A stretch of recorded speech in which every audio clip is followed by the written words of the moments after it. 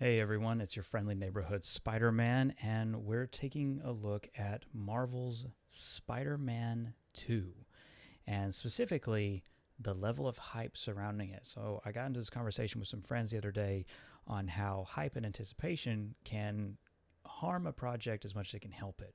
And that's one that we've also had on this channel many times because a lot of us get excited for things that are coming up. Obviously we jump on the hype train. Sometimes we are the beginning of a hype train, but there is a level surrounding Spider-Man 2 that's honestly larger than any Marvel property. There's a lot riding on the Spider-Man brand. Spider-Man is the biggest hero in Marvel's stable of characters. I mean, honestly, it's debatable, and it could be said that Spider-Man is the biggest superhero in the world, no matter the company. That Spider-Man is the most iconic and most visually recognizable hero in the world.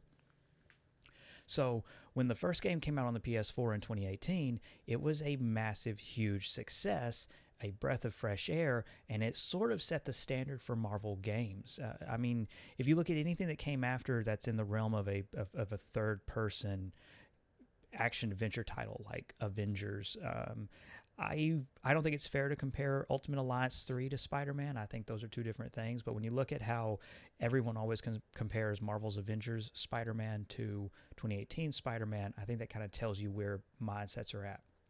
So financially and critically, Avengers disappointed Square Enix and Crystal Dynamics and Marvel.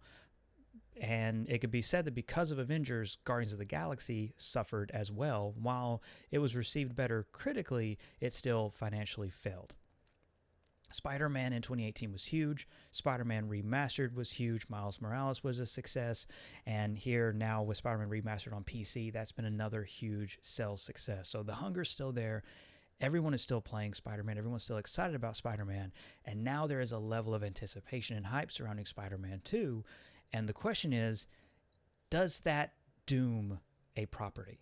In your opinion, hype and anticipation, does that doom a property out of the gate? Is it impossible to fulfill those expectations? Obviously, the biggest one surrounding Spider-Man 2, and it's not Kraven the Hunter. While I'm sure many of us are really excited about Kraven the Hunter, the average consumer, the average audience member knows Venom, knows the symbiote, knows the black suit, and that is drawing all eyes to it. That is the most anticipated and most unknown factor in Spider-Man 2, and everyone is focusing on it. So with that focus, with that draw, it now has a level of hype and anticipation that honestly far exceeds the 2018 game.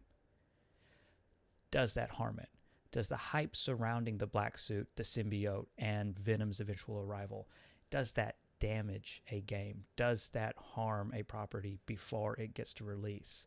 You know, there's a lot that can be said about how because of social media and because of clickbait material that has really taken over the internet, there is a huge draw to lash out, to go after something, to be the first to say something negative, to be the first to destroy something. And we have to, as consumers and as fans, be able to draw the line on, obviously the big one is you have to make up your own mind. You have to draw your own conclusions. And that starts with whether or not you buy the game. That starts with whether or not you purchase it. Because if you don't purchase, you're sending a message as much as if you do purchase. We're getting a sequel to Spider-Man because the first game was a sales success. We're not getting a sequel to Avengers or Guardians of the Galaxy because they did not sell successfully. They were not successful in a financial or critical sense, to the point where Square Enix not only refused to continue the partnership with Marvel, they also sold off most of their Western studios, including the studios that worked on those two games being Avengers and Guardians of the Galaxy. There is a lot that can be said when you don't spend the money, which again is fair. If it does not strike you, if it does not get your attention, then that's the failure of a beloved property is not on you, because it's marketing, it's development, all these companies, it's their job to draw you in. To draw you in, they need to be putting out their best material. They need to be putting out their absolute best in terms of representing the license and representing the property. I don't think anyone would disagree with that. I don't think there's anyone who would say, go buy something just to support it. That's the way of madness. That is sheer corporate slavery. We do not do that. We do not believe in that here. I do not recommend it. Don't buy something because you're terrified that it might end the brand. Only buy something if it's good and if it's worth your time. You know, there's already plenty of billionaires out there. We don't need any more billionaires buying up more social media and continuing to be douchebags and assholes. I digress. All that being said, it still gets back to that one question that I'm interested in getting perspective on from all of you. Does hype, does anticipation prior to the release of anything, because honestly, this could be a discussion about anything, but we're focusing on a Spider-Man 2 because it's massive just based on the amount we're even talking about it. So is that harmful in the long term? Is it harmful in the short term? What is your opinion on that, on the hype train, on the memes of it? Does that doom Spider-Man 2 to failure no matter what, because it can't possibly meet all these crazy, wild expectations? And that's not saying it's not going to be a good game. Obviously, it's going to be a very solid, very good game. But there's a point where you're already seeing it. There's already talk and discussion about, oh, obviously Venom's going to be a secret playable character. And again, we don't know. If Venom's playable, that's awesome. But if Venom is not playable, that's not on the developers. They never promised that. So there's this kind of expectation, this hype is just getting greater and greater.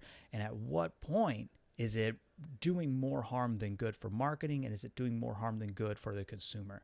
So for you and your perspective, again, these are the questions. Is that hype, is it damaging? Does it doom something? Is it an inevitability that it can't possibly meet all of these wild expectations? And will that hurt it in the long term? Now, obviously, in the short term, all the talk and all the hype, it's generating attention for a title that should technically be good. Now, the game is launching first on PlayStation 5. Now, it is a console exclusive. It's exclusively on PlayStation 5. You won't be able to get this on Switch or Xbox. It is coming to PC at a later date, but its exclusive launch window is just on the PlayStation 5. Are you getting a PlayStation 5 to play it? If you already have a PlayStation 5, that's immaterial. Then the question becomes, are you even interested in Spider-Man 2? Since you're here at a Marvel channel and we're producing Marvel, we're talking about Marvel, I'm going to assume that those are yeses. That yes, you have a PlayStation 5, and yes, you're playing Spider-Man 2, or you intend to get Spider-Man 2 because you're here. So I'm kind of taking that for granted. But at what point is the hype too damaging to the brand? And for you and your perspective, when does it damage your point of view on a title, or does it even damage your point of view on the title? So thank you so much for watching and for being a part of this conversation. Remember, above all else, and most importantly, stay safe, take care of others, and have a marvelous day. Bye, everyone.